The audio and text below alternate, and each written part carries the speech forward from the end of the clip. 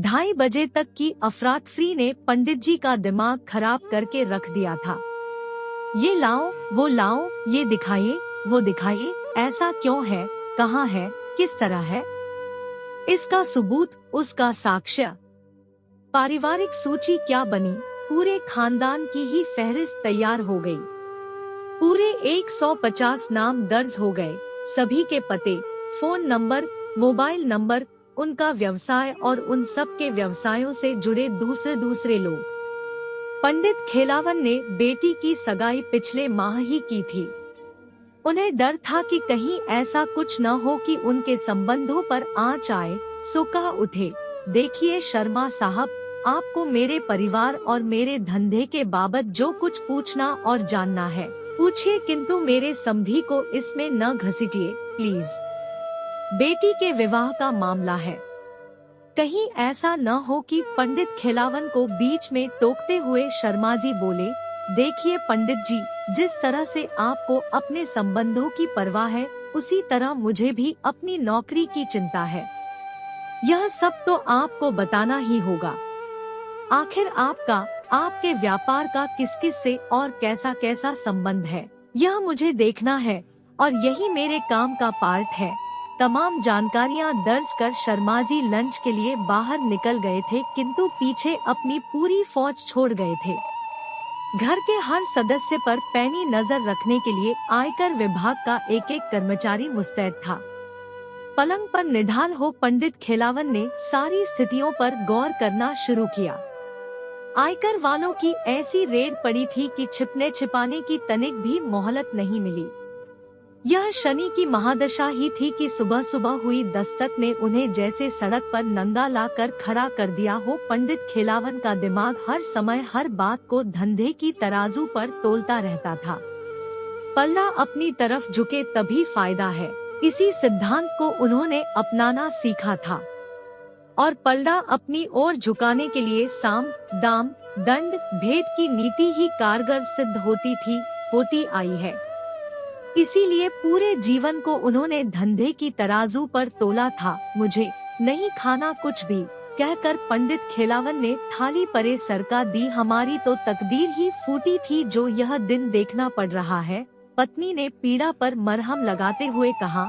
मैं कहती थी न कि अपने दुश्मनों से होशियार रहो, कहने को भाई है तुम्हारे मान जाए, पर है नासपीटे, यह सब कुछ उन्हीं का कियाधरा है। नहीं तो कहते खते पंडिताइन सिसक कर रोने लगी। देख लूंगा, एक एक को देख लूंगा, किसी को नहीं छोड़ूंगा। मुझे बर्बाद करने पर तुले हैं, उनको भी आबाद नहीं रहने दूंगा। क्या मैं उनकी रग-रग को नहीं जानता हूँ कि उनकी औलादे क्या क्या गुल खिलाती फिरती है।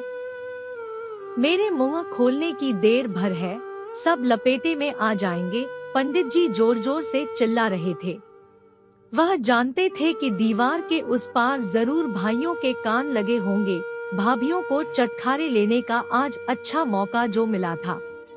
आयकर जांच अधिकारी ने लंच से लौटते ही एक एक चीज का मूल्यांकन करना शुरू किया।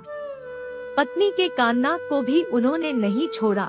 हर चीज सामने होनी चाहिए, सोना, चांदी, हीरा, मोती, नकदी, बैंक बैलेंस, जमीन जायदाद, फैक्ट्री, दुकान, घर, मकान, कोठी, बंगला, खेत खलिहान, सब कुछ नामे या बेनामे। जो लिस्ट बढ़ती जा रही थी त्यों पंडित खेलावन का दिल बैठता जा रहा था। कोई जगह, कोई कोना, कोई तहखाना नहीं छोड़ा था। रेड पार्टी ने हर कमरे की तलाशी, गद्दों तकियों को छू दबा कर देखा तो देखा, दीवारों के प्लास्टर को भी ठोक बजा कर देखने से नहीं चुके। पंडित जी कुछ कहने को होते तो शर्मा साहब उन्हें बीच में ही रोक देते। हम अच्छी तरह जानते हैं कहाँ क्या हो सकता है। टैक्स बचाने के चक्कर में आप लोगों का बस चले तो क्या कुछ नहीं कर सकते। आखिरी कमरा बचा था अम्मा वाला। शर्मा जी ने कहा, इसे भी देखना होगा, इसमें क्या रखा है। बूढ़ी माँ का कमरा है, जाओ अब उसे भी देख लो, कोई कसर बाकी नहीं रहनी चाहिए। पंडित जी की इज्जत का फलूदा बनाने में, झल्लाहट में पंडित खेलावन बड़बड़ा रहे थे। समाज में इज्जत बनाने के लिए और बाजार में अपनी साख कायम रखने के लिए पंडित खिलावन ने क्या क्या नहीं किया था। थोड़ी बहुत राजनीति में भी दखल रखने का इरादा था। इसीलिए उन्होंने हाथ जोड़कर नमस्कार करते हुए अपने एक चित्र को पर्चे पर छपवाया और इस खूबसूरत पर्चे को शहर के कोने कोने में चस्पा करवा डाला था। गली, मोहल्ला, टैक्सी, जीप, बस और रेल के डब्बों में भी उनकी पहचान कायम थी। सब कुछ धो डाला है, आज के मनहूस दिन में हो न हो, कहीं यह सामने वाली पार्टी की करतूत तो नहीं? हो भी सकता है, क्योंकि अभी वह पार्टी पावर में है। उनका मानना था कि अगले चुनाव में केंद्र वाली पार्टी ही राज्य में भी आएगी, इसलिए उससे ही जुड़ना ठीक होगा। पर इस बार के अनुमान में वह गच्चा खा गए। अम्मा 80 को पार कर रही थी। इस आयु में तो हर कोई सठिया जाता है। बात बात पर बच्चों जैसी जिद, अब वह क्या जाने कि ये आयकर क्या होता है। वह तो जिद पर अड़ी है कि अपने कमरे में किसी को नहीं आने देंगी। आँख से भले ही पूरा दिखाई न देता हो, पर किसी बच्चे के पैरों की आहट भी सुनाई दे जाती है तो कोहराम मचा देती है, रोने लगती है। उन्हें अकेले पड़े रहना ही सुहाता है। अब अम्मा को कौन समझाए कि ये रेड पार्टी वाले जो ठान लेते हैं करके ही दम लेते हैं, उन्हें तो यह कमरा भी चेक कराना ही होगा। शर्मा जी समय की नजाकत को जानते थे और जांच पड़ताल के दौरान किसके साथ कैसा व्यवहार करके जड़ तक पहुंचना है खूब जानते थे। उन्होंने सभी को रोककर अकेले अम्मा के कमरे में प्रवेश किया। अम्मा, पाव लागू। कैसी हो अम्मा जी? बहुत दिनों से सुनता था कि बड़े बूढ़ों का आशीर्वाद जीवन में पग पग पर कामयाबी देता है, क्या ऐसा वरदान आप मुझे नहीं देंगी? बेटा, सब करनी का फल है, आशीषों से क्या होता है। पर तुम हो कौन? सुबह से इस घर में कोहराम मचा हुआ है, क्यों परेशान कर रखा है मेरे बच्चों को? अम्मा के शब्दों में तलखी भी थी और आर्तनाद भी, जैसे वह सब कुछ जानती समझती हो। शर्मा जी ने अम्मा को जैसे समझाने का प्रयास किया, हम लोग सरकारी आदमी हैं अम्मा, हमारा काम है गलत तरीकों से कमाए गए रुपए पैसों की पड़ताल करना, खरी कमाई पर खरा टैक्स लेना सरकार का कायदा है। अब देखिए न अम्मा जी, मैं ठहरा सरकारी मुलाजिम, मुझे आदेश मिला है कि पंडित खिलावन पर टैक्स चोरी का मामला है, उसकी छानबीन करो, सो आदेश तो बजाना ही होगा न। अब बताइए अम्मा, इसमें मेरा क्या दोष है? जो खरा है तो खरा ही रहेगा। पंडित जी ने कोई गुनाह किया नहीं है तो उन्हें सजा कैसे मिल सकती है, पर खाना पूर्ति तो करनी ही होगी न, सो तो है। बेटा, तुम आदमी भले लगते हो, मुझसे क्या चाहते हो? सारे घर का हिसाब तो तुम ले ही चुके हो, लो मेरा कमरा भी देख लो, यही चाहते हो न, पूरी कर लो अपनी ड्यूटी। शर्मा जी की बातों से अम्मा प्रभावित हुई थी।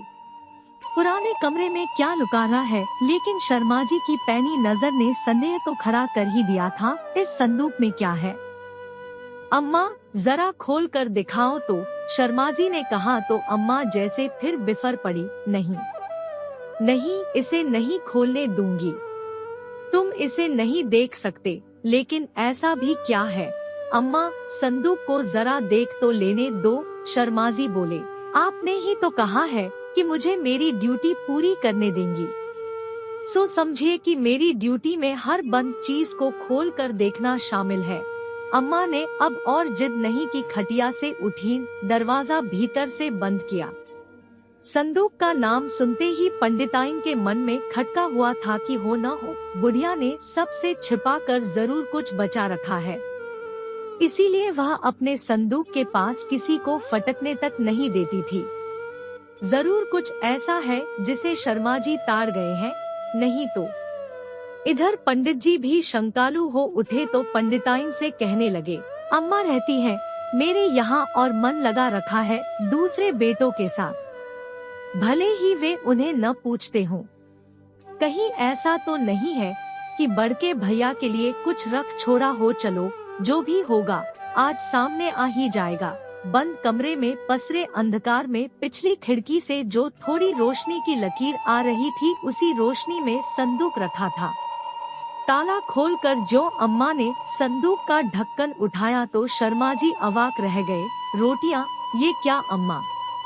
रोटियां और संदूक में? हाँ बेटे, यही जीवन का सत्य है।